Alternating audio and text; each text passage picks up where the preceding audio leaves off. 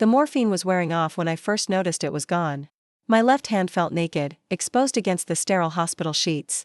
The platinum band that had circled my finger for 3 years, the one with tiny diamonds that caught light like captured stars, had vanished. But it wasn't until the pawn shop owner pulled up those records on his dusty computer screen that I realized the person I'd trusted most had been the one to take it. I'd love to know which corner of the globe you're watching from. And if this story speaks to you, make sure to subscribe. Tomorrow's video is one you absolutely can't miss. The whole nightmare started on a Tuesday morning in March when I woke up to the most excruciating pain I'd ever experienced. It felt like someone was stabbing me repeatedly in my lower right side with a hot poker. I doubled over in our cramped apartment bathroom, clutching the sink as waves of nausea crashed over me. "Marcus," I called out, my voice strained and desperate. "Something's really wrong." My husband came running from the kitchen, still holding his coffee mug. Marcus Fitzgerald was the kind of man who stayed calm in emergencies, a trait I'd fallen in love with during our college years.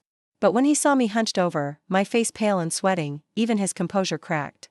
"We're going to the hospital now," he said, already grabbing his keys. The emergency room at St. Catherine's Medical Center was a blur of fluorescent lights and antiseptic smells.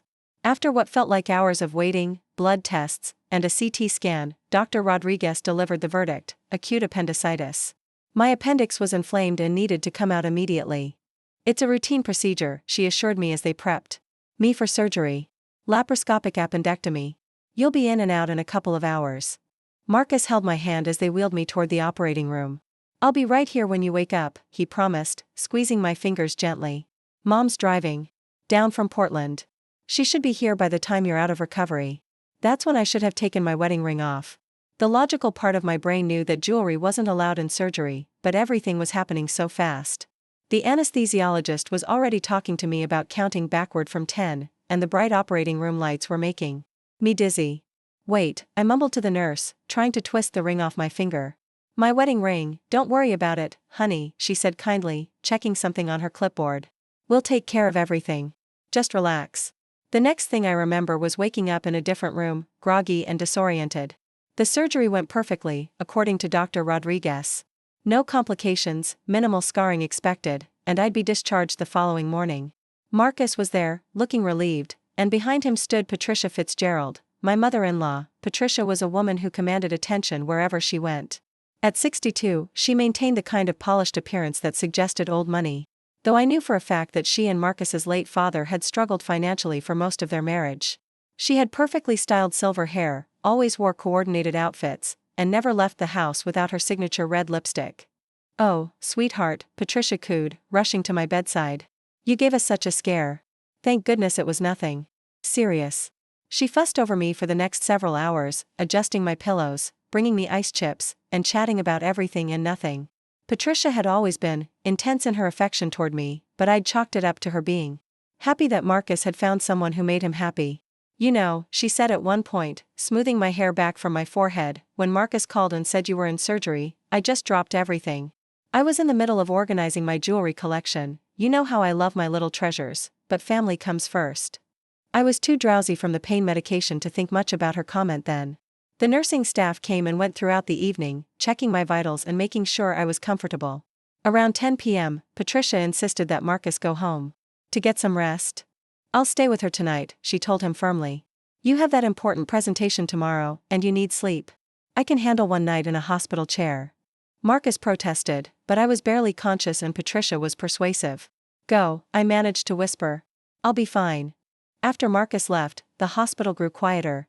Patricia pulled her chair closer to my bed and continued her gentle ministrations, adjusting my blankets, offering sips of water, holding my hand when waves of post-surgical discomfort hit. "You're such a brave girl," she murmured. "Marcus is so lucky to have you." "We both are." Sometime during the night, I drifted in and out of medicated sleep. I vaguely remember Patricia getting up several times, to use the restroom, she said, or to stretch her legs. The nurses came by for their routine checks, and Patricia would step into the hallway to give them space. It wasn't until Wednesday morning, when Dr. Rodriguez was doing her final examination before discharge, that I noticed my bare finger. "My ring," I said, staring at my left hand in confusion. "Where's my wedding ring?" Patricia looked concerned. "Oh honey, remember? The nurse took it off before surgery. It's probably in the hospital safe with your other belongings." But when we checked with the nurse's station, there was no record of my ring being removed or stored. The nurse who had been on duty during my surgery, Linda Morrison, looked genuinely puzzled. "I remember you mentioning your ring," she said. "But honestly, things were moving so quickly. Sometimes patients remove jewelry themselves and hand it to family members for safekeeping." I looked at Patricia, who shook her head sympathetically. "I never saw you take it off, dear. But you were pretty out of it with the pre-surgery medication. Maybe you gave it to Marcus?" When Marcus arrived to pick me up, he was equally mystified. "You didn't give me your ring," he said. "I would have remembered that." The hospital staff was helpful but ultimately unable to solve the mystery. They checked the operating room, recovery area, and my original emergency room bed. Security reviewed footage from the hallways, but the cameras didn't cover the inside of patient rooms. After 2 hours of searching, we were told that sometimes jewelry does go missing in hospitals, and while it was unfortunate, there wasn't much more they could do. "Maybe it fell off when they were moving you," suggested the charge nurse. "Sometimes. Swelling goes down after surgery and rings become loose."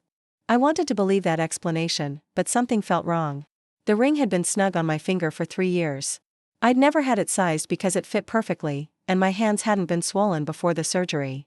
"We'll file a report," Marcus assured me as we drove home. "And I'll call our insurance company.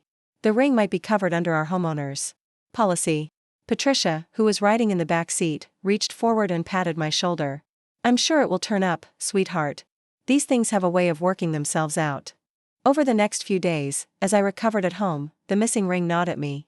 It wasn't just the monetary value, though the ring had cost Marcus nearly 3 months' salary when we were broke graduate students. It was the sentimental significance. He proposed with that ring on the beach where we'd had our first date, and we'd chosen the specific design together at a small jeweler in downtown Seattle. I called the hospital multiple times, spoke to the head of security, and even convinced Marcus to post on local Facebook groups asking if anyone had found a platinum wedding band. Nothing. Meanwhile, Patricia extended her visit. Originally, she'd planned to drive back to Portland the day after my surgery, but she insisted on staying to help with my recovery. "You shouldn't be doing housework or cooking for at least a week," she said, taking over our kitchen with characteristic efficiency. "Marcus works such long hours, and you need to rest." I had to admit, her help was welcome. Patricia was an excellent cook and kept our small apartment spotless. She ran errands, picked up my prescription pain medication, and even organized some of our closets that we'd been meaning to tackle for months, but there was something about her constant presence that began to feel suffocating. She hovered whenever I made phone calls about the missing ring, offering suggestions and theories that always seemed to lead nowhere productive. "Maybe you should check with that jewelry store where you bought it," she suggested one afternoon while I was on hold with our insurance company. "Sometimes people turn and found items to the original retailer." "That's in Seattle," I pointed out. "The ring went missing here in Sacramento." "Well, you never know how these things travel," she said with a shrugged up. By the end of the first week, Patricia's helpfulness was starting to feel invasive. She'd rearranged our medicine cabinet for better organization, sorted through our mail to help Marcus with bills, and even offered to tidy up my jewelry box, which I politely but firmly declined. "I think I can manage my own jewelry," I told her, trying to keep my tone light. She looked hurt. "Of course, dear. I was just trying to help." That weekend, Patricia finally announced she was heading back to Portland. "You're healing beautifully," she said, giving me a long hug goodbye. "And I know you and Marcus need your space as newlyweds."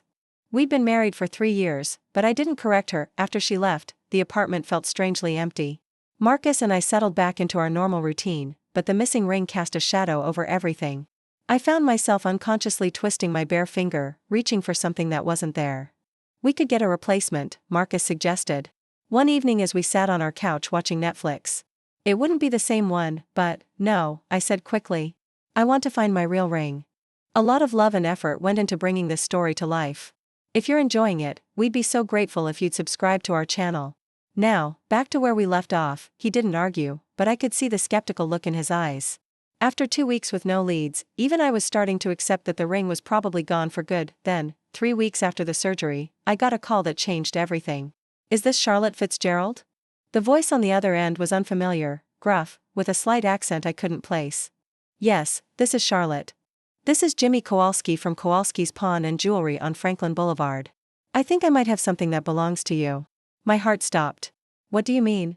"A platinum wedding band with small diamonds. Someone brought it in a couple weeks ago. I don't usually call people, but this one's got an inscription inside that made me curious." Says, to Charlotte, forever. Yours, M. Plus, it's a nice piece, and something told me to check if it was stolen. I nearly dropped the phone. Oh my god. Yes, that's my ring. It was stolen from me during surgery at St. Catherine's Hospital. Well, that's interesting, Jimmy said slowly. Because the person who brought it and claimed it was a family heirloom they needed to sell for medical bills. Who was it? I asked. Though part of me already dreaded the answer. Lady in her 60s. Well-dressed, silver hair. Had a story about her husband's funeral expenses. Seemed real respectable-like. But if you're saying it's stolen, my blood ran cold. Did she give you a name? Sure did. Patricia Fitzgerald. Said the ring belonged to her late daughter-in-law. The room spun around me. I gripped the phone so tightly my knuckles went white. I'm very much alive, I managed to say. And Patricia Fitzgerald is my mother-in-law. The silence on the other end stretched long enough that I thought the call had dropped. Well, Jimmy finally said, I think you better come down here. And you might want to bring the police with you. The drive to Kowalski's Pawn and Jewelry felt like the longest 20 minutes of my life. Marcus sat in the passenger seat, his face a mask of disbelief and growing anger. We'd called Detective Sarah Chen from the Sacramento Police Department, and she was meeting us at the shop. There has to be some explanation, Marcus kept saying, but his voice lacked conviction. Maybe someone stole Mom's ID. Maybe, Marcus. I reached over and squeezed his hand. The pawn shop owner said she claimed I was her late daughter-in-law. Who else would know that detail about our relationship? He fell silent, staring out the window at the passing strip malls and fast food restaurants. I could see the internal battle playing out across his features, the son who'd always defended his mother warring with the husband who knew something terrible had happened to his wife. Kowalski's Pawn and Jewelry sat wedged between a dry cleaner and a tax preparation office in a rundown shopping center. The neon sign flickered sporadically, and bars covered the windows. It wasn't the kind of place I'd ever imagined my elegant mother-in-law setting foot in. Jimmy Kowalski turned out to be exactly what I'd pictured from his voice on the phone, a stocky man in his 50s with graying hair and permanent oil stains under his fingernails. But his handshake was firm, and his eyes were kind. You Mrs. Fitzgerald? He asked when we walked in. The shop smelled like old metal and desperation, with glass cases full of watches, jewelry, and electronics stretching along both walls. Yes, and this is my husband Marcus. Jimmy nodded toward Marcus. Your mother? Mother-in-law, Marcus corrected, his jaw tight. Right. Well, Detective Chen called ahead. She should be here any minute. Jimmy walked behind the main counter and pulled out a small velvet box. This is yours? My breath caught in my throat. There it was, my wedding ring, looking exactly as it had the morning of my surgery. The platinum gleamed under the harsh fluorescent lights, and the small diamonds sparkled like they were winking at me. That's it, I whispered, reaching toward the box before catching myself. Can I? Better wait for the detective, Jimmy said gently. Evidence and all that. Detective Chen arrived 5 minutes later, a petite Asian woman with sharp eyes and a no-nonsense demeanor. She examined the ring through the box, took photos, and had Jimmy walk her through the transaction. She came in on March 15th, Jimmy said, consulting his ledger. Afternoon, maybe around 2 o'clock. Said she needed quick cash for funeral expenses. Story was that her son's wife had died and left behind some jewelry that wasn't doing anyone any good sitting in a drawer. March 15th. 2 days after my surgery, while I was still at home recovering and frantically calling the hospital about my missing ring. Did she have an ID? Detective Chen asked. Jimmy nodded and pulled out a photocopied driver's license. Always require it. State law. I stared at the copy, and my heart sank. It was definitely Patricia, the same imperious expression she wore. In every photo, the same perfectly styled silver hair. She seemed nervous? Suspicious? The detective pressed. Not at all. Real composed, actually. Knew exactly what she wanted, quick sale, cash only. Ring was worth maybe $800 retail, but she accepted $350 without haggling. Most people try to negotiate. Detective Chen made notes in her small notebook. Any reason you decided to call Mrs. Fitzgerald here instead of just processing the sale normally? Jimmy shrugged. 30 years in this business, you develop instincts. Something about the whole thing felt off. Lady was too calm, too prepared. Plus, the inscription bothered me. To Charlotte, forever yours, M. That's pretty personal for something someone would sell because they needed quick funeral money. So, you held onto it instead of putting it out for sale? Kept it in the back safe while I thought about what to do. Figured if it was legitimate, no harm done. If it wasn't. He gestured toward us. Well, here we are. Detective Chen turned to Marcus and me. I'll need you both to come to the station to file a formal report. This is definitely theft, and depending on the circumstances, we might be looking at additional charges. The next few hours passed in a blur of paperwork and official statements. I had to recount the entire story: the surgery, Patricia's overnight vigil, the mysterious disappearance of my ring. Marcus sat beside me, growing quieter with each detail. "We'll need to bring your mother-in-law in for questioning, Detective," Chen told us as we wrapped up. "Do you have her current address and phone number?" Marcus provided Patricia's information mechanically, like he was operating on autopilot. As we left the police station, he finally spoke. "I have to call her," he said. "Give her a chance to explain before the police show up at her door." "Marcus, please, Charlotte." She raised me. "There has to be more to this story." I wanted to argue, but I could see the pain in his eyes. Patricia wasn't just his mother, she was the only family he had left after his father died 5 years earlier. The idea that she'd stolen from me, lied to both of us, and violated the trust of our family was devastating for him. We drove home in silence. Once there, Marcus went into our bedroom and closed the door. I could hear him on the phone, his voice low and intense. The conversation lasted nearly an hour. When he emerged, his face was ashen. "What did she say?" I asked. Marcus slumped onto our couch and buried his head in his hands. "She denied it at first. Said there must be some mistake, that someone must have used her identity." He looked up at me with red-rimmed eyes. "But when I told her about the pawn shop records, the date, the specific story she told Jimmy, she broke down. She admitted it. She said she panicked. That she saw the ring sitting on your finger while you were unconscious, and she just took it." Marcus's voice cracked. "She said she's been having financial problems. The house in Portland, apparently she's 3 months behind on the mortgage. Dad's medical bills from his cancer treatment wiped out their savings, and she's been too proud to ask for help." I felt a strange mix of vindication and sadness. "So she stole my wedding ring. She said she told herself it was just temporary. That she'd get the money together and buy it back from the pawn shop before you ever found out it was gone." Marcus laughed bitterly. "She actually seemed surprised that you cared so much about finding it. What's going to happen now?" "She's driving down tonight. She wants to turn herself in, return the money to the pawn shop, and apologize to you personally." I tried to process this information. Part of me was relieved that the mystery was finally solved, that I hadn't been going crazy imagining that something was wrong. But another part of me felt almost sorry for Patricia. To be so desperate that she'd steal from her own family, to be so proud that she'd rather commit a crime than ask for help, it was tragic. "Are you okay?" I asked Marcus gently. He shook his head. "I keep thinking about that night at the hospital. She sat there holding your hand, comforting you, being the perfect concerned mother-in-law. And the whole time, she had already taken your ring." His voice turned bitter. "She looked me in the eye the next morning and helped search for it. She watched you cry about it being missing." The betrayal was multi-layered. It wasn't just the theft, it was the deception, the manipulation, the way Patricia had inserted herself into our crisis and played the role of the caring family member while covering up her own crime. My phone rang, startling both of us. The caller ID showed Detective Chen's number. "Mrs. Fitzgerald? I wanted to update you. Your mother-in-law just contacted our office. She's confessing to the theft and wants to arrange to surrender herself tonight." "Yes, my husband spoke with her." "Good. She'll need to bring $350, the amount she received from the pawn shop, to reimburse Mr. Kowalski. We'll also need her to sign a statement acknowledging the theft. If she cooperates fully, the DA might consider reducing the charges."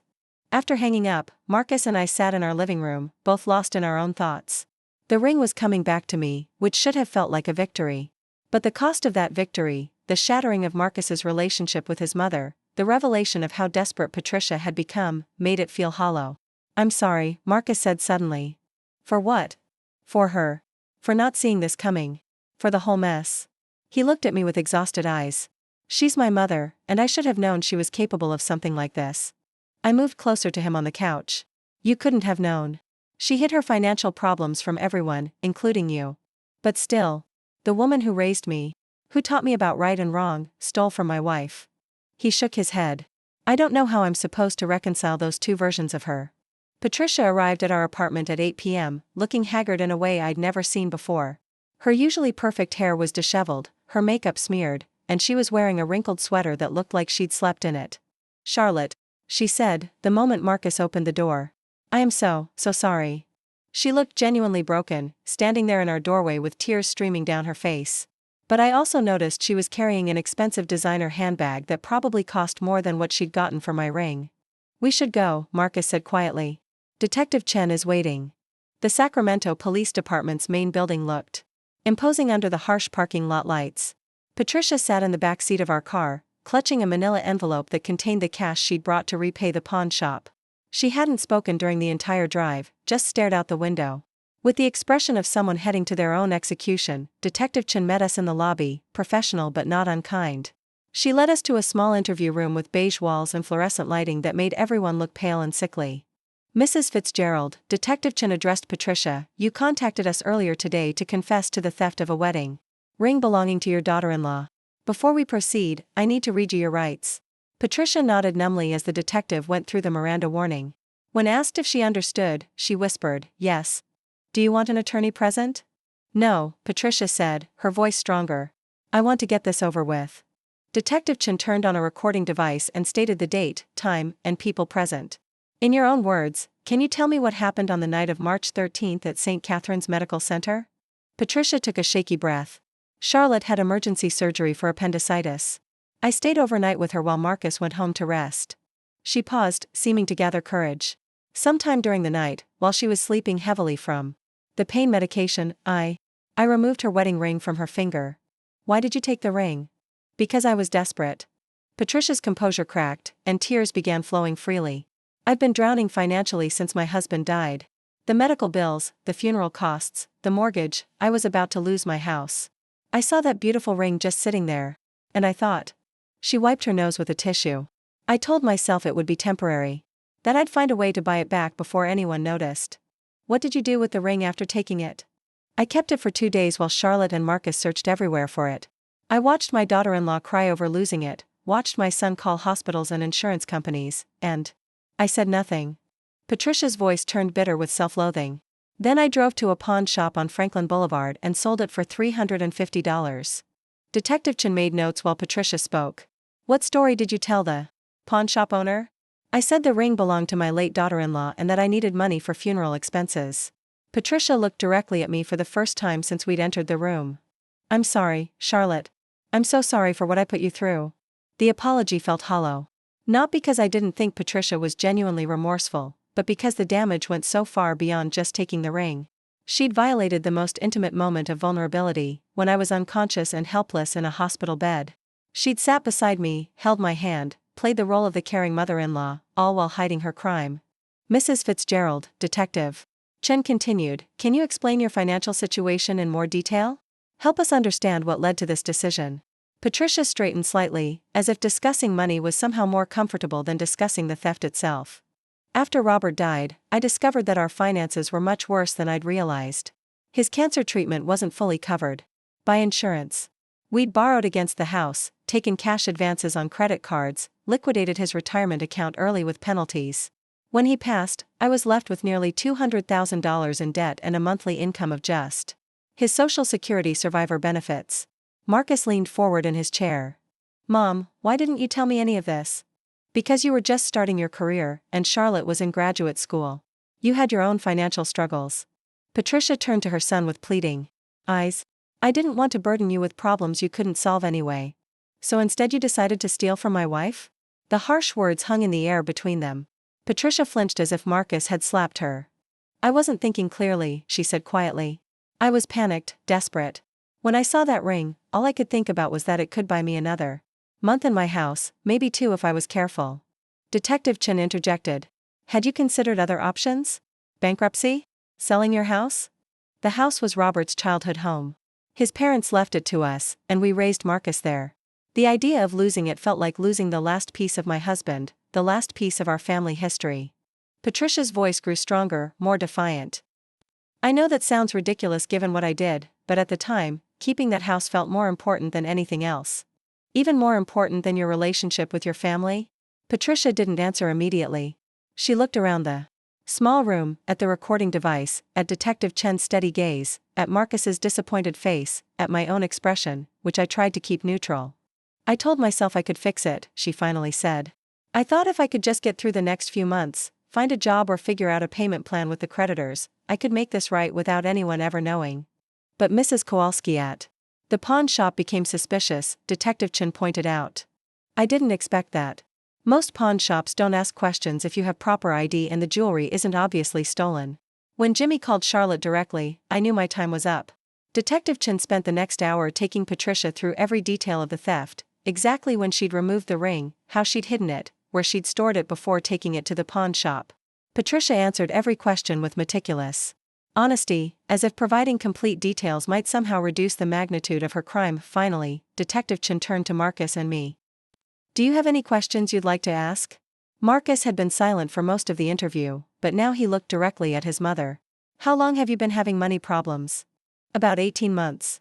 It got really bad after the first of the year when the mortgage company threatened foreclosure. And in all that time, it never occurred to you to just ask for help." Patricia's composure cracked again. "Marcus, you were my baby. I changed your diapers, packed your school lunches, taught you to drive. How was I supposed to call you up and say, 'Son, your mother is a failure who can't manage her own finances'? So instead you became a thief who steals from your own family?" The words were cruel, but not undeserved. Patricia absorbed them like physical blows. "I made a terrible mistake," she whispered. "The worst mistake of my life." I found myself speaking. For the first time since we'd entered the interview room. "Patricia, what hurts the most isn't even that you took my ring. It's that you watched me suffer over losing it. You sat in that hospital room and comforted me while knowing exactly what had happened to it. I know. You helped us search for it. You suggested places we might look. You acted concerned and supportive while lying to our faces." "I know," Patricia repeated, but louder this time. "I know how horrible that was. I wanted to tell you so many times, but I was terrified. Terrified of losing my son, terrified of going to jail, terrified of admitting what I'd become." Detective Chen wrapped up the interview by having Patricia sign a written confession. The formal language made the crime sound even more stark. "I, Patricia Marie Fitzgerald, willfully and unlawfully took personal property belonging to Charlotte and Fitzgerald, specifically one platinum wedding band with diamond accents, valued at approximately $800, from St. Catherine's Medical Center on the night of March 13, 2024. As we prepared to leave, Detective Chen explained the next steps. Patricia would be formally charged with theft in the third degree, a misdemeanor carrying a potential sentence of up to 90 days in jail and a fine of up to $1,000. Given her cooperation and lack of prior criminal history, the prosecutor would likely offer a plea deal involving probation, community service, and restitution. "What about my ring?" I asked. "Mr. Kowalski has agreed to return it once your mother-in-law reimburses him for the purchase price. You should be able to pick it up tomorrow." Outside the police station, the three of us stood awkwardly in the parking lot. Patricia had driven separately in her own car, and the evening had taken on the surreal quality of a bad dream. "I'll drive. You back to get your car," Marcus told his mother. "That's not necessary. I can take a taxi." "Mom." Marcus's voice was exhausted. "Just get in the car." The drive back to our apartment complex was silent except for Patricia's occasional sniffles from the back seat. When Marcus pulled up next to her aging Honda Civic, she made no move to get out immediately. "Marcus," she said finally, "I don't expect you to forgive me. What I did was unforgivable. But I want you to know that I love you and Charlotte more than anything in this world." "If that were true," Marcus replied without turning around, "you never would have done this in the first place." Patricia got out of the car without another word. We watched her drive away, her taillights disappearing into the Sacramento night. Back in our apartment, Marcus and I sat on our couch in the kind of silence that follows traumatic events. The day had been emotionally exhausting, and we were both processing the reality that our family dynamic had been fundamentally altered.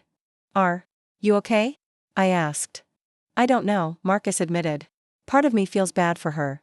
The financial stress, losing Dad, being too proud to ask for help. I can understand how someone might get desperate enough to make a terrible decision. And the other part? The other part keeps thinking about you in that hospital bed, defenseless and trusting, and how she took advantage of that." His voice hardened. "The other part thinks about how she let us tear apart the hospital looking for your ring while she knew exactly where it was." I reached for his hand. "What happens now? With you and your mom, I mean? I honestly don't know. How do you rebuild trust after something like this? How do I introduce her to our future kids someday, knowing what she's capable of?" It was a question neither of us could answer. The woman who had raised Marcus, who had been present for every major milestone in his life, had revealed herself to be someone capable of stealing from his wife and lying about it for weeks. The cognitive dissonance was staggering.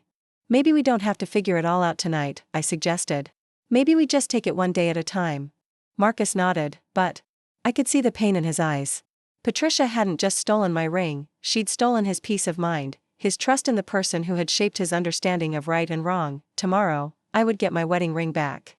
The physical object would be returned, the circle of platinum and diamonds that symbolized Marcus's love and our commitment to each other. But the experience had changed something fundamental about our family, and I wasn't sure if that damage could ever be fully repaired. As we prepared for bed, I caught myself reaching for my ring to place it in the small dish on my nightstand where I always kept it overnight. The gesture had become such an ingrained habit that even after weeks of its absence, my muscle memory still expected it to be there. Tomorrow, I thought. Tomorrow I'd have it back, and maybe we could begin to heal from this betrayal. But tonight, the empty space on my finger felt like a reminder that some violations of trust leave scars that never fully fade. The next morning brought an unexpected phone call that would complicate everything further. I was drinking coffee and scrolling through emails when my phone rang, displaying a number I didn't recognize. Charlotte? This is Margaret Henley, Patricia's neighbor in Portland. I nearly dropped my mug. Oh, hello Margaret. Is everything okay? Well, that's what I'm calling about. Patricia asked me to water her plants while she was visiting you, but when I went over yesterday, I found her front door wide open. Some of her belongings were scattered around the living room, and it looked like she'd left in a hurry. My stomach dropped. She's dealing with some legal issues right now. Legal issues? Margaret's voice rose with concern. Charlotte, I hope you don't mind me asking, but is Patricia in some kind of trouble? There were some strange men here yesterday asking questions about her finances. I exchanged glances with Marcus, who had been listening to my side of the conversation. What kind of men? They said they were from the bank. Something about foreclosure.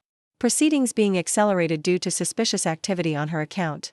They wanted to know if I'd seen her recently or if she'd mentioned any large cash transactions. The pieces clicked into place with sickening clarity. Patricia's desperate need for money hadn't been just about keeping up with mortgage payments. The foreclosure process was already underway, and her sudden cash deposit from the pawn shop had triggered scrutiny from the bank's fraud department. Margaret, did they leave any contact information? Yes, hold on. I heard papers rustling. A Mr. David Carlson from First National Bank's Loss Mitigation Department. He left his card and said it was urgent that Patricia contact him immediately. After hanging up with Margaret, I relayed the conversation to Marcus. His face grew ashen. As the implications became clear. She's not just facing criminal charges for stealing your ring, he said slowly. If the bank thinks she's been involved in fraudulent activity to delay foreclosure, they could press additional charges. Should we call her? Warn her? Marcus ran his hands through his hair. I don't know. Part of me thinks she deserves whatever consequences come from this mess she created. But she's still my mother. Before we could decide what to do, my phone rang again. This time it was Detective Chen. Mrs. Fitzgerald, we've had a development in your case. Your mother-in-law's bank contacted us this morning. Apparently, her sudden cash deposit triggered an automatic fraud alert, and they've been investigating her financial activities. What does that mean for the theft charge? It means things just got more complicated. The district attorney's office wants to meet with all of us this afternoon. Patricia's actions may be part of a larger pattern of financial misconduct. The meeting at the DA's office felt far more serious than our session at the police station the night before. Assistant District Attorney Michael Reynolds was a sharp-eyed man in his 40s who laid out the situation with clinical precision. Mrs. Fitzgerald Sr. has been under investigation by her bank for several months, he explained, consulting a thick file. There have been multiple cash deposits and withdrawals that don't match her reported income, several checks that bounced and were redeposited, and evidence that she's been using credit cards to make mortgage payments while simultaneously claiming financial hardship to delay foreclosure proceedings. Marcus leaned forward in his chair. Are you saying she's been committing bank fraud? We're saying the pattern of behavior suggests possible fraud, yes. The theft of your wife's ring appears to be just one incident in a series of questionable financial decisions. I felt a strange mix of vindication and sadness. Patricia's crime against me hadn't been an isolated moment of desperation, it was part of a broader pattern of deception and financial manipulation. What happens now? I asked. We're offering Mrs. Fitzgerald Sr. a choice. She can plead guilty to the theft charge and cooperate fully with the bank fraud investigation, or we can proceed with charges on both cases simultaneously. Reynolds fixed Marcus with a steady gaze. Either way, she's looking at significant consequences. The cooperation route might result in probation and restitution. The adversarial route could mean jail time. As we left the DA's office, Marcus was quieter than I'd ever seen him. We drove to Jimmy Kowalski's pawn shop to retrieve my ring, a task that should have felt triumphant but instead felt hollow given everything we'd learned. Jimmy had the ring ready for us, carefully wrapped in tissue paper. Your mother-in-law came by early this morning with the cash, he told us. Seemed pretty broken up about the whole thing. I slipped the ring back onto my finger where it belonged. The platinum felt cool against my skin, and the familiar weight was oddly comforting. But looking at it now, I couldn't help but think about Patricia's desperate hands removing it while I lay unconscious and helpless. She say anything else? Marcus asked Jimmy. Just that she was sorry. And that she hoped you two could forgive her someday. Jimmy shrugged. 30 years in this business, you see all kinds of family drama. But stealing from your own daughter-in-law while she's in the hospital? That's a new low, even for me. That afternoon, Patricia called Marcus directly. I could hear her voice through the phone, high-pitched and frantic. Marcus, they want me to turn myself in again tomorrow. The bank people, the prosecutors, they're saying I committed fraud. I don't understand how trying to save my house became all these federal crimes. Mom, you need a lawyer. You can't handle this alone anymore. I can't afford a lawyer. That's the whole point, I don't have any money. The irony was bitter. Patricia's attempts to solve her money problems had only created bigger, more expensive problems. There are public defenders, Marcus said. Court-appointed attorneys for people who can't afford representation. Public defenders are for criminals, Patricia said, her voice breaking. I'm not a criminal, Marcus. I'm just a widow who made some bad decisions. Mom. Marcus's voice was gentle but firm. You stole from my wife. You lied to the bank. You committed fraud. Those are crimes, regardless of your reasons for committing them. The phone went quiet for a long moment. When Patricia spoke again, her voice was barely a whisper. When did you stop being my little boy who believed his mother could do no wrong? When? You proved that wrong, Marcus replied. After the call ended, Marcus sat staring at his phone for several minutes. I could see the internal struggle playing out across his features, the son who still loved his mother warring with the man who was appalled by her actions. Are you going to be okay? I asked. I keep thinking about when I was 8 and broke Mrs. Henderson's window with a baseball. Mom marched me over there to apologize and made me do chores for her all summer to pay for the replacement. He laughed bitterly. She taught me that when you do something wrong, you take responsibility and make it right.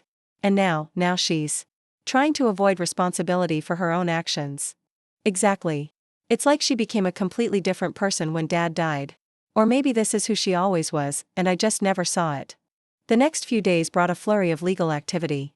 Patricia hired a public defender, a tired-looking woman named Janet Torres who specialized in white-collar crime. The bank fraud investigation expanded as forensic accountants combed through Patricia's financial records for the past 2 years. What they found was worse than anyone had expected. Janet Torres called Marcus with the details. Your mother has been running what amounts to a sophisticated check-kiting scheme, she explained. She's been depositing checks between multiple accounts, withdrawing cash before the checks clear, then covering the shortfalls with credit card advances and small loans. It's created the illusion of having money when she's actually been operating at a significant deficit for months. How much money are we talking about? Marcus asked. Best estimate? She's created an artificial float of nearly $15,000. That's felony-level fraud. The revelation hit Marcus like a physical blow.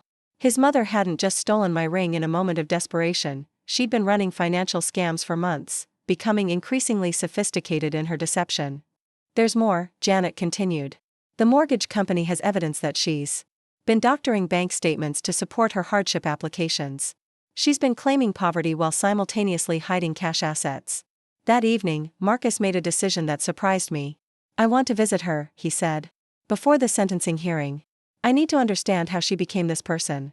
The drive to Portland took 4 hours, giving us plenty of time to discuss what Marcus wanted to say to his mother. By the time we reached Patricia's neighborhood, the sun was setting behind the modest houses that lined her street. Patricia's house, the one she'd been so desperate to save, looked different than I remembered. The yard was overgrown, newspapers were piled on the front porch, and several windows had notices taped to them that probably came from the bank or utility companies. Patricia answered the door looking like a shadow of her former self. The woman, who had always been impeccably groomed, now wore a stained sweatshirt and had her gray hair pulled back in a messy ponytail. Her eyes were red-rimmed and puffy. Marcus, she said, her voice breaking. You came. We need to talk, Mom. She led us into the living room, which was in chaos. Boxes were scattered everywhere, some packed and some empty. Photo albums lay open on the coffee table, and clothes were draped over every piece of furniture. I'm trying to pack, Patricia explained unnecessarily. The bank gave me 30 days to vacate. I thought maybe I could find a small apartment, start over somewhere. Marcus sat across from his mother, his expression unreadable. Mom, I need you to tell me the truth. All of it. When did this financial mess really start? Patricia's composure crumbled completely. Before your father died, she admitted through tears. The medical bills were overwhelming, and we were too proud to declare bankruptcy. We thought if we could just manage the cash flow for a few more months, Dad would get better and go back to work. So you started the check kiting? It wasn't supposed to be permanent. We just needed to buy time. Patricia wiped her nose with a tissue. But then Dad got worse, and the treatments got more expensive, and before I knew it, I was in too deep to stop. And after he died? I panicked. The house was all I had left of our life together. Losing it felt like losing him all over again. She looked around the cluttered room with desperate eyes. I know how crazy that sounds now, but at the time, keeping this house felt like the most important thing in the world. Marcus leaned forward. More important than your relationship with your son? More important than not stealing from your daughter-in-law? Of course not. But I thought I could fix everything without anyone ever knowing. I thought I was protecting you from having to deal with your parents' failures. Instead, you made me an unwilling participant in your crimes. Patricia flinched at the word crimes, but she didn't deny it. I found myself speaking up. Patricia, what hurts most is that you involved me. You used my medical emergency, my vulnerability, as an opportunity to commit theft. You turned what should have been a family crisis that brought us together into something that's torn us apart. I know, Patricia whispered. I'll never forgive myself for that. We stayed for another hour, but the conversation went in circles. Patricia was genuinely remorseful, but she was also defensive about her motivations. She wanted forgiveness without fully accepting responsibility. She wanted understanding without acknowledging the full scope of the damage she'd caused. As we prepared to leave, Patricia grabbed Marcus's arm. Will you come to the sentencing hearing? She asked. I know I don't deserve it, but you're the only family I have left. Marcus gently removed her hand from his arm. I'll be there, Mom. But not to support you. To see that justice is done. The words were harsh, but not undeserved. Patricia had made her choices, and now she would face the consequences. Driving back to Sacramento that night, Marcus was quiet for miles. Finally, he spoke. I understand her desperation, he said. But I can't forgive her methodology. She had so many opportunities to ask for help, to be honest about her situation, to handle this like an adult. Instead, she chose deception and theft. Are you going to maintain a relationship with her after this is over? Marcus considered the question for a long time. I honestly don't know. The woman who raised me would never have done what she did. Either she's changed fundamentally, or I never really knew her at all. Either way, I need time to figure out who she really is and whether I can trust her again. I reached over and squeezed his hand, my wedding ring catching the light from the dashboard. The ring was back where it belonged, but the family that had been broken by its theft would take much longer to heal, if it ever could be healed at all. 3 weeks later, we sat in the Sacramento County Courthouse for Patricia's sentencing hearing. The courtroom was nearly empty except for us, Patricia and her lawyer Janet Torres, the prosecutor Michael Reynolds, and a few court personnel. The sterile environment felt appropriate for what had become a cold, calculated resolution to a deeply personal betrayal. Patricia looked smaller than I'd ever seen her, wearing a navy blue dress that hung loose on her frame. She'd lost weight during the weeks of legal proceedings, and her hands shook slightly as she sat at the defendant's table. When she turned to look at us, I saw a flash of hope in her eyes that died when she met Marcus's stony expression. Judge Margaret Walsh, a stern woman in her 60s, reviewed the case file with methodical precision. Mrs. Fitzgerald, you've pleaded guilty to theft in the 3rd degree and bank fraud. The prosecution and defense have reached a plea agreement. Is that correct? Yes, Your Honor, Patricia said, her voice barely audible. Judge Walsh looked up from her papers. The court has reviewed the victim impact statements, the defendant's financial records, and the recommendations from both the prosecution and defense. This case represents a serious breach of trust, not just in the specific theft of your daughter-in-law's wedding ring, but in the broader pattern of financial deception that endangered multiple institutions and individuals. She paused, studying Patricia with sharp eyes. The theft of the wedding ring is particularly troubling because it involved taking advantage of a family member during a medical emergency. The victim was unconscious and vulnerable, yet you chose to exploit that vulnerability for personal gain. I felt Marcus tense beside me.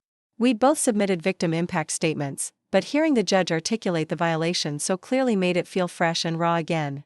However, Judge Walsh continued, the court also recognizes that this criminal behavior appears to stem from genuine financial desperation following your husband's death and mounting medical debt.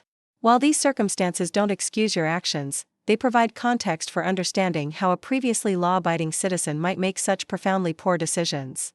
Janet Torres stood to address the court. Your Honor, my client has cooperated fully with both the local police and the federal bank fraud investigation. She's provided complete financial records, testified against the check-cashing businesses that enabled some of her fraudulent activity, and has expressed genuine remorse for her actions. Is Mrs. Fitzgerald prepared to make a statement? Patricia rose unsteadily. Yes, Your Honor. Proceed. Patricia turned slightly to face Marcus and me, though she couldn't seem to meet our eyes directly. I want to say how deeply sorry I am for what I've done. There's no excuse for stealing from Charlotte while she was helpless in a hospital bed. There's no excuse for lying to my family, for manipulating financial institutions, or for creating this whole web of deception. Her voice grew stronger as she continued. I told myself I was protecting my family by handling my problems alone. But really I was just too proud and too scared to admit I was failing. My husband always handled our finances, and after he died, I felt completely lost. Instead of asking for help, I made increasingly desperate decisions that hurt the people I love most. She paused, gathering courage.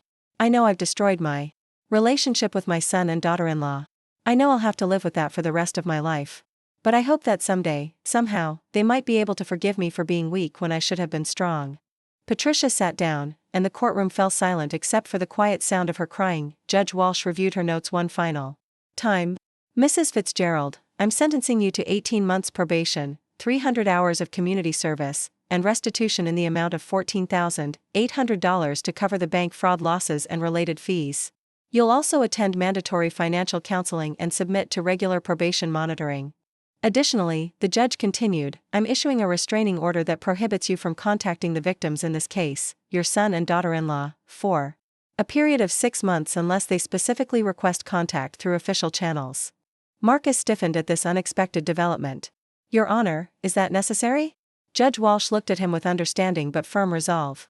Mr. Fitzgerald, victims of family crimes often face pressure to forgive and reconcile before they've had adequate time to process the trauma. This order ensures that any future contact between you and your mother happens because you want it to, not because she's pressuring you for forgiveness. As the court was dismissed, Patricia looked back at us one more time. Her expression was desperate, pleading, but Marcus turned away before their eyes could meet. We left the courthouse without speaking to her. Outside, Janet Torres approached us. I know this is difficult, she said, but I wanted you to know that your mother-in-law is genuinely committed to making things right. She's already started community service and is looking for work to begin paying restitution. What kind of work? Marcus asked, despite himself. There's a non-profit that helps senior citizens navigate financial planning. They've offered her a part-time position teaching budgeting classes. The irony isn't lost on anyone, but her experience with financial mistakes might actually help other people avoid similar problems. After Janet left, Marcus and I stood on the courthouse steps, unsure what to do next. The legal case was closed. Justice had been served, but the emotional aftermath felt far from resolved. How do you feel? I asked. Empty, Marcus admitted. I thought I'd feel vindicated or satisfied, but mostly I just feel sad. That woman in there, that's not the mother who raised me. She's become a stranger. Over the next few months, we tried to return to normal life. I went back to work, Marcus threw himself into a major project at his engineering firm, and we began planning a long-delayed vacation to Italy. But Patricia's absence created an unexpected void in our daily routine. There were small moments that reminded us of what we'd lost. When Marcus got a promotion at work, his first instinct was to call his mother. When I had a minor car accident and needed someone to pick me up, Patricia would have been my second call after Marcus. Family holidays felt hollow with just the two of us. I miss her, Marcus confessed one evening as we made dinner together. I hate what she did, I don't trust her, and I'm still angry about the whole thing. But I miss having a mother. That's normal, I said. You can grieve the relationship you thought you had while still maintaining boundaries with the person she actually is. 3 months after the sentencing, we received an unexpected letter. It was from Patricia, forwarded through her lawyer in compliance with the restraining order. Dear Marcus and Charlotte, it began. I'm writing this letter not to ask for forgiveness or to pressure you for contact, but to let you know how I'm doing and to share some things I've learned about myself in therapy. She wrote about her community service work at a food bank, where she was helping to organize their financial assistance program. She described her weekly sessions with a grief counselor who was helping her process her husband's death in healthier ways. "I've learned that my desperation to keep Dad's house wasn't really about honoring his memory," she wrote. "It was about avoiding the reality that he was gone and our life together was over. By focusing all my energy on keeping the house, I didn't have to face the fact that I was going to have to build a completely new life as a widow." The letter continued for several pages, describing her new apartment, her part-time job, and her efforts to make amends with the people she'd hurt.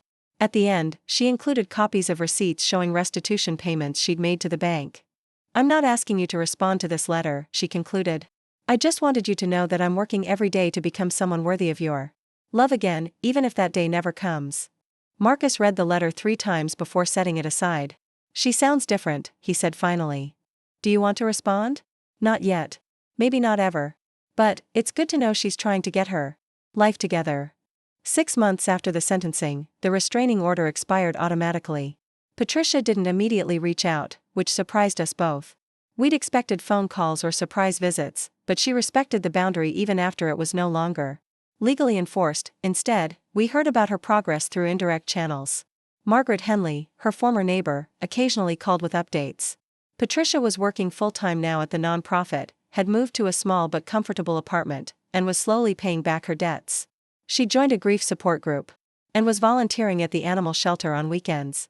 "She asks about you too every time I see her," Margaret told me during one call. "But she never asks me to pass along messages or anything like that. She just wants to know that you're doing well." A year after the theft, Marcus made an unexpected decision. "I want to see her," he announced one Saturday morning. "Not to reconcile necessarily, but to see who she is now. To see if the person in those letters is real or just another performance."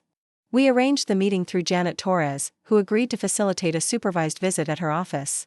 Patricia had been paying her legal fees in small monthly installments, and Janet had become something of a mentor to her during the recovery process. The woman who walked into Janet's conference room was almost unrecognizable as the polished, imperious Patricia we'd known. She wore simple jeans and a plain sweater, minimal makeup, and had let her hair grow into a natural silver style. But what struck me most was her demeanor. She seemed calmer, more grounded, less desperate to control the impression she was making. "Thank you for agreeing to see me," she said simply, sitting across from us at the conference table. "I know I don't have the right to ask for this." For the next 2 hours, we had the most honest conversation our family had ever had. Patricia talked about her marriage, admitting that she and Robert had always lived beyond their means and that she'd never learned to manage money independently. She discussed her therapy sessions and the coping mechanisms she'd developed for dealing with loneliness and financial stress.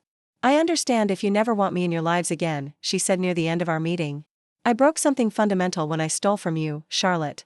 I violated your trust when you were completely vulnerable, and I involved Marcus in my deception. Those aren't the kind of wounds that heal easily." Marcus studied his mother's face.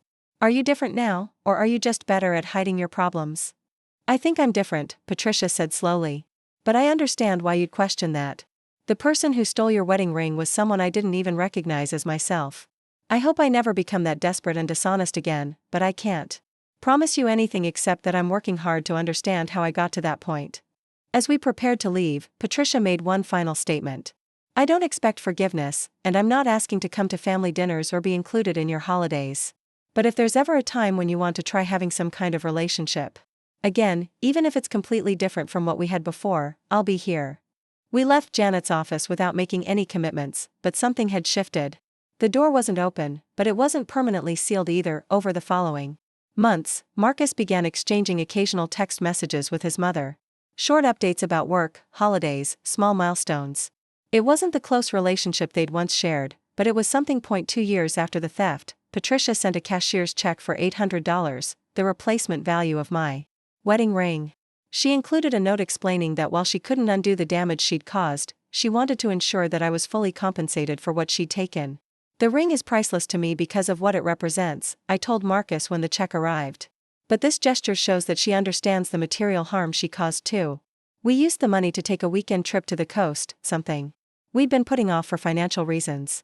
As we walked along the beach, my wedding ring catching the sunlight, I thought about the strange journey that had brought us to this point. Patricia had stolen my ring during the most vulnerable moment of my life, but in a weird way, the experience had shown me how strong my marriage actually was.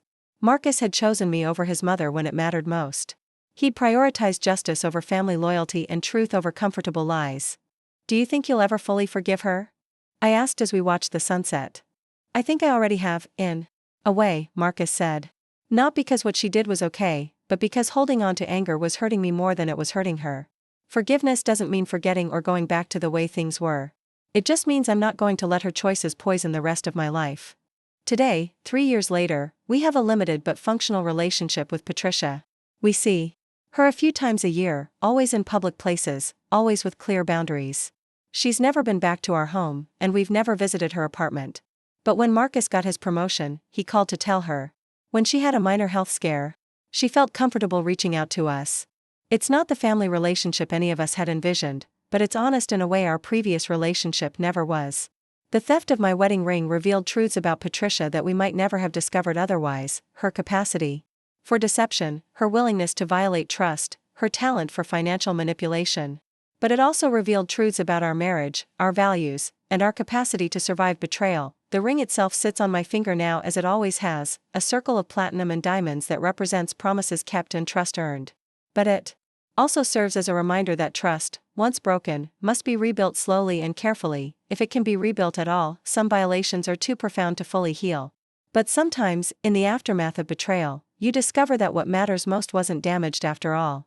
The love between Marcus and me survived his mother's theft, stronger than before because it had been tested by fire, and sometimes, that has to be enough. 5 years have passed since that morphine-hazed morning when I first noticed my wedding ring was gone. Today, as I write this, the ring sits securely on my finger where it belongs, but the journey to get here has fundamentally changed who we are as a family. Last month, Patricia called with news that felt surreal given our history. I've been offered a promotion, she said during one of our monthly check-in calls. Director of Financial Recovery Services at the nonprofit. They want me to expand the program statewide. The irony wasn't lost on any of us.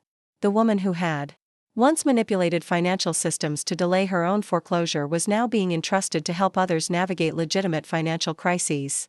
But after 5 years of consistent rehabilitation, even Marcus had to admit that Patricia had genuinely transformed herself. Are you going to take it? He asked during that call. Only if you think it's appropriate, Patricia replied. I don't want to do anything that might reflect poorly on your family. The fact that she was asking permission showed how much had changed. The old Patricia would have announced her decisions as fait accompli, expecting congratulations and support. This version sought approval and considered consequences beyond her own immediate needs. Marcus gave his blessing, and Patricia accepted the promotion. 3 weeks later, she was featured in a local newspaper article about innovative approaches to financial counseling. The headline read, "Former fraudster helps others avoid her mistakes." Listen to this, I said to Marcus as I read the article aloud over breakfast. She told the reporter, I understand the mentality of someone who's drowning financially because I lived it. I know how easy it is to rationalize increasingly desperate decisions when you're terrified of losing everything you've worked for. Marcus looked up from his coffee. That's probably the most self-aware thing she's ever said publicly. The article detailed Patricia's unconventional journey from criminal defendant to nonprofit director. It mentioned her conviction for theft and bank fraud, her restitution payments, and her commitment to using her experience to help others avoid similar pitfalls. What I like about this, I said, is that she's not trying to hide what she did or reframe it as something noble. She's owning the fact that she was a criminal who hurt people. That afternoon, Patricia texted us a photo from her first day in the new position. She stood behind a desk with a nameplate reading, Patricia Fitzgerald, Director of Financial Recovery Services. Her smile was genuine but subdued, proud of her accomplishment but mindful of how she'd gotten there. The photo triggered an unexpected emotional response in me. For the first time since the theft, I felt genuinely happy for Patricia's success. Not because I'd forgiven her completely, but because her success was helping other people avoid the pain she'd caused our family. That evening, Marcus and I had one of our periodic conversations about where we stood with his mother. These check-ins had become routine over the years, a way to ensure we were both comfortable with the boundaries we'd established. I've been thinking about inviting her to Thanksgiving, Marcus said as we walked our dog through the neighborhood. I was surprised but not shocked. We'd been moving slowly toward more normal family interactions, and holidays were the next logical step. At our house? I asked. Maybe at a restaurant. Neutral territory, limited time commitment, easy exit strategy. If things get uncomfortable.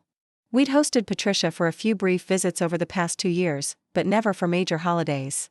Christmas and Thanksgiving had remained just the two of us, a tradition that had started as a necessity and evolved into preference. How do you feel about it? Marcus asked. I considered the question carefully. I think I'm ready. But I want to be clear about expectations. This isn't us returning to the old family dynamic. It's us creating a new one with appropriate boundaries. Absolutely. And if it doesn't work out, we can always go back to the current arrangement. 2 weeks later, we called Patricia with the invitation. Her response was immediate but measured, grateful without being effusive, excited without being presumptuous. I understand this is a trial run, she said.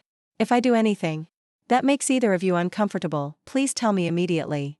Thanksgiving dinner at Romano's Italian restaurant was surprisingly pleasant. Patricia arrived exactly on time, dressed appropriately, and bearing a small bouquet of flowers instead of an expensive gift. She asked thoughtful questions about our lives, shared updates about her work, and avoided any references to the past that might create tension. The most telling moment came when the server brought the check.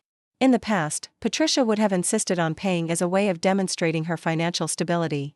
This time, she simply said, "Thank you for including me," and allowed Marcus to handle the bill without comment. As we walked to our cars, Patricia gave us each a brief hug. "This meant more to me than you'll ever know," she said. "I hope we can do it again next year." After she drove away, Marcus and I sat in our car for a few minutes, processing the experience.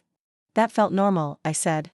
"Not like old times, but like a functional family dinner with someone we care about but don't completely trust." "Is that enough?" Marcus asked. "For now, yes. Maybe forever. And that's okay." The following spring brought an unexpected test of our rebuilt relationship. Patricia called on a Tuesday evening, her voice shaky with panic.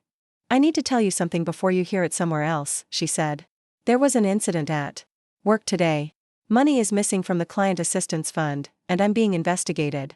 My heart sank. After 5 years of steady progress, was Patricia reverting to her old patterns? "How much money?" Marcus asked, his voice carefully controlled. $3,000.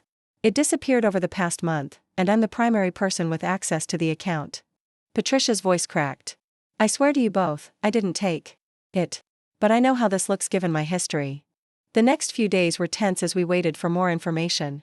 Patricia was suspended from her position pending a full investigation, and the local media picked up the story. The same newspaper that had celebrated her redemption arc now ran a headline asking, "Has reformed fraudster relapsed?" Marcus struggled with whether to believe his mother. "Part of me thinks she's learned her lesson and would never risk everything she's built," he told me. "But another part remembers how convincing she was when she was lying about your ring." The investigation lasted 2 weeks. Patricia submitted to polygraph tests, provided complete access to her personal financial records, and cooperated fully with auditors. Finally, the real culprit was identified, a part-time bookkeeper who had been skimming cash deposits and manipulating records to cover the theft. When Patricia called with the news of her vindication, she was crying. "I thought I was going to lose everything again," she said. "Not just the job, but any chance of maintaining a relationship with you too. I was terrified that you'd think I'd gone back to my old ways." "The fact that you called us immediately when it happened shows how much you've changed," I told her. "The old Patricia would have tried to handle it secretly and only told us if she got caught." Patricia returned to work with an official apology from her employer and increased security measures for the client assistance fund. But the experience had shaken her confidence in ways that took months to rebuild. "I realized that I'll probably always be under suspicion when money goes missing," she told us during a coffee meeting a month later. "My criminal record will follow me forever. I have to be okay with that being part of my reality." Last Christmas marked a significant milestone, Patricia's first holiday visit to our home since the theft.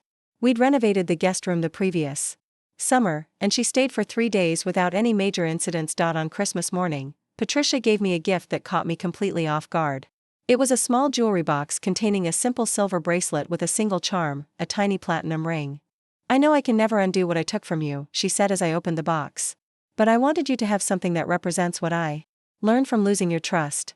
The charm is platinum, like your wedding ring, but it's tiny because trust, once broken, has to be rebuilt in small pieces." I was surprised to find myself tearing up. "It's beautiful, Patricia. Thank you.